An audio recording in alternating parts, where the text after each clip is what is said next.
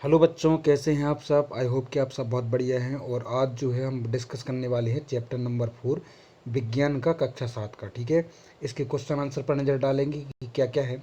देखिए, सबसे पहले दिया गया है क्वेश्चन आपका फोर्थ लेसन का कि प्रयोगशाला तापमापी और डॉक्टरी तापमापी में आप उसके बीच समानताएं बताएं, वो अंतर भी लिखिए।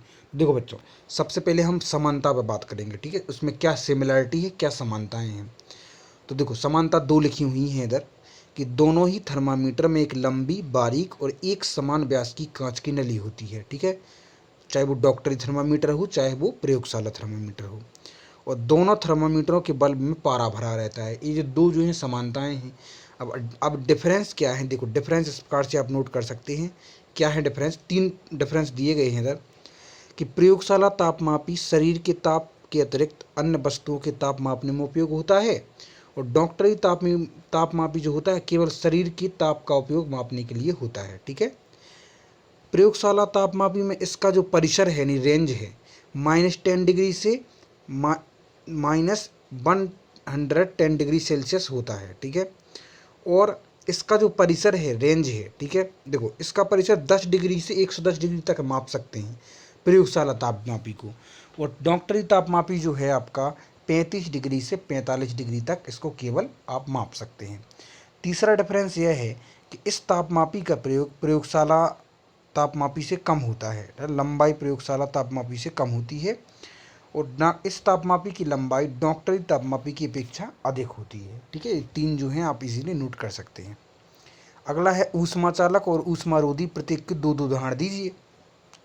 तो ऊष्मा चालक का है लोहा और तांबा, क्योंकि इसमें हीट जनरेट हो जाती है ना, आपने देखा होगा कि कोई भी लोहे का बर्तन हो तो वो तुरंत गर्म हो जाता है। और ऊष्मारोधी है लकड़ी और प्लास्टिक, तो लकड़ी जो है गर्म नहीं होती, जैसे कि लकड़ी का एक सिरा आग में है तो दूसरा सिरा जो है गर्म नहीं होता, हम पकड़ लेते हैं यार आसानी से। अब है आपका रिक्त स्थानों की पूर्ति कीजिए। तो सबसे पहला है कोई वस्तु कितनी गर्म है, इसकी जानकारी हमको तापमापी द्वारा हो सकती है। किसके द्वारा, तापमापी द्वारा। ठीक है, दूसरा क्या है, पहले में तापमापी बनना है आपको, मैं डायरेक्ट आंसर भी पे भी ले चलूँगा। उबलते हुए पानी का तापमापी, उबलते हुए पानी का तापमापी से मापा नहीं जा सकता, तो किस तापमापी से, डॉक्टरी तापमापी से। ठीक है, ताप को डिग्री में मापते हैं, क्या, सेल्सियस डिग्री में। बिना किसी माध्यम द्वारा ऊष्मा स्थानांतरण के प्रक्रम को कहते हैं सेल्सियस। तो देखो बच्चों, ये जो 6 दिए गए हैं ना, ये आप 6 आप इजीली इसमें भर सकते हैं, याद रखना। ये 6 जो हैं आपके इसी के हैं 6। ठीक है, खाली स्थान।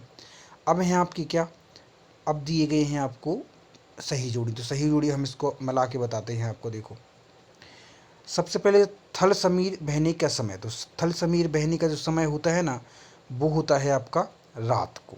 ठीक है, कब होता है, रात को। समुद्र समीर बहने का समय होता है आपका दिन को। ठीक है,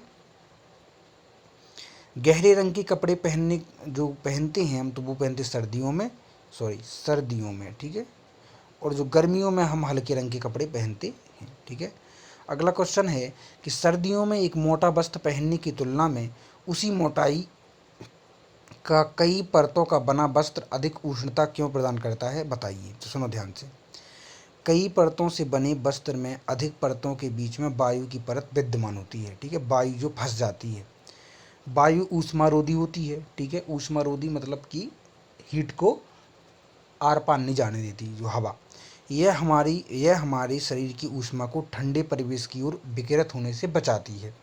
चूँकि एक मोटे वस्त्र की अपेक्षा उसी मोटाई की कई परतों से बना वस्त्र अधिक मात्रा में ऊष्मा को विकिरित होने से रोकेगा। ठीक है, अतः हम वस्त्र हमें अतः यह वस्त्र हमें अधिक उष्णता प्रदान करेगा। ठीक है, अगला क्वेश्चन है कि चित्र देखिए, और जो यहाँ पर जो चालन, संवहन और विकिरण द्वारा जो हो रहा है, तो आप उसको टिक करना है। देखो, ये चित्र दिख रहा है, और जहाँ जहाँ ये लिखा हुआ है ना, विकिरण, संवहन, चालन और चालन, तो यहाँ आप जो है इसको मार्क कर सकते हैं, लिख सकते हैं, जैसा इसमें लिखा ना वैसे ही आप लिख सकते हैं।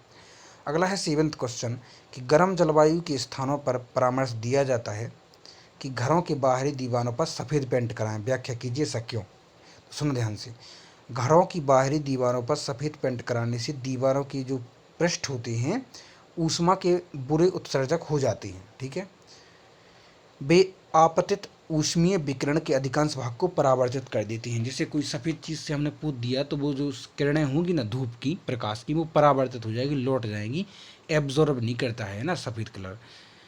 इससे अधिक गर्मी महसूस नहीं होगी। इसलिए गर्म जलवायु के स्थानों पर घरों की दीवारें सफ़ेद पेंट कराने के लिए परामर्श दिया जाता है। 8वां क्वेश्चन है कि 30 लीटर के 1 लीटर जल को 50 लीटर के एक जल में मिलाया जाता है तो मिश्रण का ताप क्या होगा? तो इसका सही आंसर है फोर्थ वाला कि 30 डिग्री से 50 डिग्री सेल्सियस के बीच होगा। ठीक है। 9वां क्वेश्चन है कि 40 डिग्री ताप की लोहे की किसी गोली को कटोरी में 40 डिग्री सेल्सियस ताप के जल में डुबाया जाता है तो क्या होगा? तो देखो इसका दूसरा बिल्कुल सही होगा कि ना तो लोहे की गोली से जल की ओर ना ही जल से लोहे की ओर कोई स्थानांतरण होगा। ठीक है। 10वां क्वेश्चन है आपका कि लकड़ी की एक चम्मच को आइसक्रीम के प्याले में डुबोया जाता है तो क्या होगा? इसका दूसरा सरा ठंडा नहीं होगा। ठीक है। कोई लकड़ी जो है हीट की कोई कुचालक मतलब किसी भी प्रकार से सुचालक नहीं है ना, कोई भी ऊर्जा का। अगला है आपका कि 11वां क्वेश्चन है कि स्टेनलेस इस्पात की कढ़ाई में अगर तांबे की तली लगाई जाती है तो इसका कारण क्या हो सकता है? तो इसका कारण हो सकता है कि स्टेनलेस इस्पात की अपेक्षा तांबा ऊष्मा का अच्छा चालक होता है। ठीक है। तीसरा बिल्कुल सही आंसर है। इस तरह से आपका ये चैप्टर जो है कंप्लीट हो गया। वीडियो को लाइक और चैनल सब्सक्राइब करें। मिलते हैं अगले चैप्टर में। Take care.